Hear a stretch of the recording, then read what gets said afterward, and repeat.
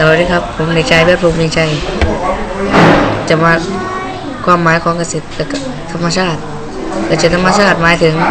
การทำเกษตรที่ไม่ใช้ปุ๋ยเคมีและสารทางเคมีทางการเกษตรทุกชนิดแต่จะให้ความสำคัญของดินเป็นอันดับแรกด้วยการปรับปรุงดินให้มีพลังงานในการเพาะปลูกเหมือนกับดินในป่าที่มีความอุดมสมบูรณ์ตามธรรมชาติโดย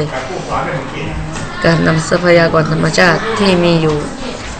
อย่างจำกัดมาใช้ให้เกิดประโยชน์สูงสุดเป็นวิธีการที่ไม่ก่อให้เกิดผลเสียต่อสภาพแวดล้อม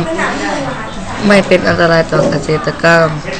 และผู้บริโภคสามารถให้ผลผลิตที่มีทั้งปริมาณและคุณภาพเป็นระบบเกษตรที่มีความยั่งยืนถาวรเป็นอาชีพที่มั่นคงขอบคุณครับ